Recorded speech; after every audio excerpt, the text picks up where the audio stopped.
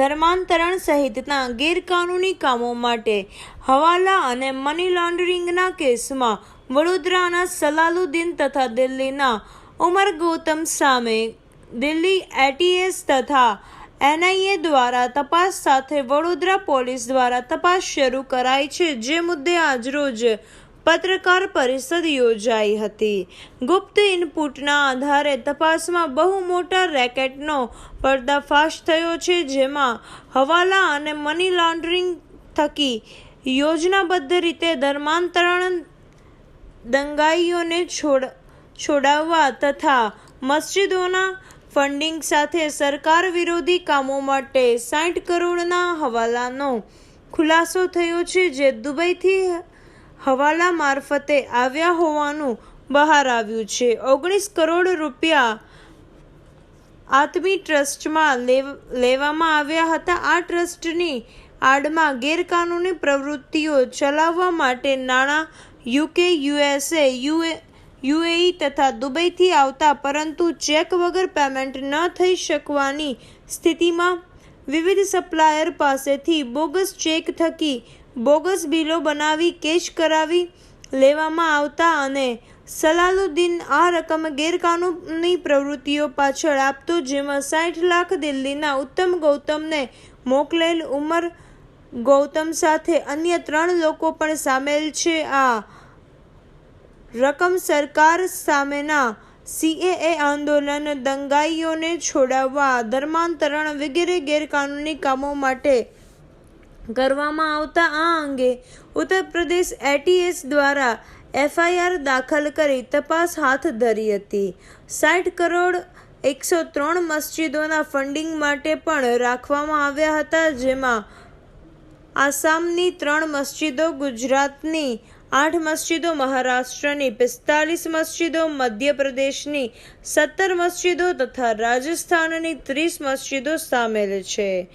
આ રેકેટમાં જમ્મુ કાશ્મીર, ભરૂચ તથા સુરતના પણ કેટલાક લોકો સામેલ છે તથા આ 60 કરોડ અન્ય ક્યાં ક્યાં અને શેના માટે વપરાયા છે, તમામ અંગે તપાસ કરવામાં આવી રહી છે, જે અંગે વિગતવાર માહિતી આજરોજ શહેરના પોલીસ ભવન ખાતે શહેર police commissioner Shri doctor Shamsher Singh દ્વારા પત્રકાર પરિષદમાં આપવામાં આવી હતી।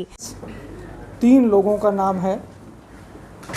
मेन हमारे हैं सलाउद्दीन शेख, हाँ मेन सलाउद्दीन शेख और उमर गौतम, ये 2 मेन आदमी हैं गैंग के। जैसे आपने बताया दुबई से पैसे आते थे, लेकिन कहाँ से, कौन सी एजेंसी थी जो थी, वो क्या थी? पैसे हवाला से आते थे। नहीं, कौन वो पता चला है कि कहाँ से? वो आदमी हमारे पास है। सर, आपने बोला कि गैर कानूनी तरीके से बिल्स लेते थे, तो उन व्यापारियों पर कोई कार्रवाई की गई? अभी सभी इन्वेस्टिगेशन चालू हैं, जिसका भी कसूर होगा उस सब पे कार्रवाई होगी। कौन से धारा के तहत इन लोगों के खिलाफ मुकदमा दर्ज किया गया है और अभी एफआईआर मैंने कस्टडी लेने की प्रोसीजर हमारी कस्टडी लेने के लिए वारंट इशू हो चुका है। 3 सितंबर को कोर्ट ने यूपी जेल अथॉरिटीज़ को लिखा है कि उनको कोर्ट में प्रोड्यूस किया जाए, उसके बाद हम उनका रिमांड लेंगे। और इसमें धाराएं जो लगी हैं वो आपको पहले भी बता दिया गया था, वो हैं 153A, 201 IPC, 406 IPC, 465 IPC, 467 IPC, 120B, 114। Thank you. हमें एक गुप्त इनपुट मिला था। उस गुप्त इनपुट की इंक्वायरी की गई। उस इंक्वायरी में एक बहुत बड़े रैकेट का पर्दाफाश हुआ है, जो मनी लॉन्ड्रिंग और हवाला की गतिविधियां करता था। और हवाला और मनी लॉन्ड्रिंग से गैरकानूनी धर्म परिवर्तन, सरकार के विरुद्ध आंदोलन का फंडिंग और दंगाइयों को छुड़वाने के लिए फंडिंग की बातें सामने आई हैं। पिछले 5 साल में इस मॉड्यूल और रैकेट ने हवाला के मार्फत 60 करोड़ रुपए यूज़ किए हैं, इस्तेमाल किए हैं।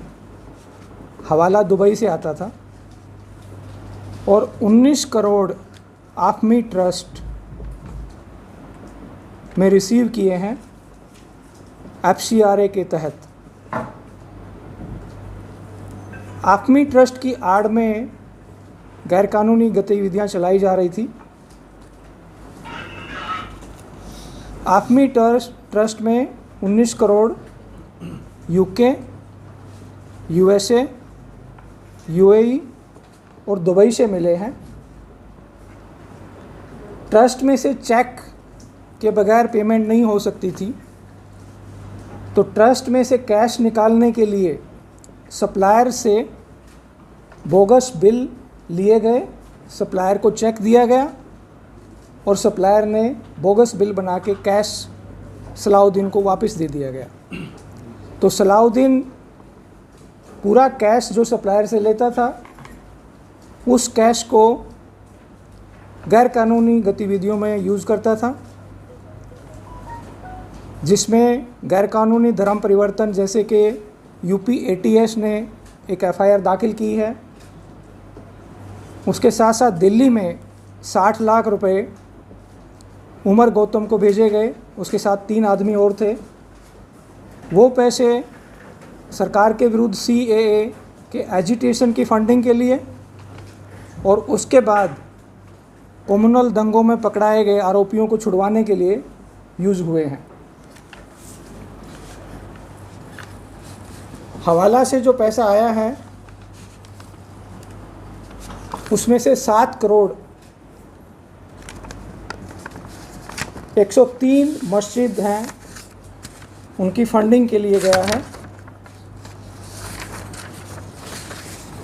103 मस्जिद में से आसाम में 3 हैं, गुजरात में 8 हैं, महाराष्ट्र में 45 हैं, मध्य प्रदेश में 17 हैं और राजस्थान में 30 हैं।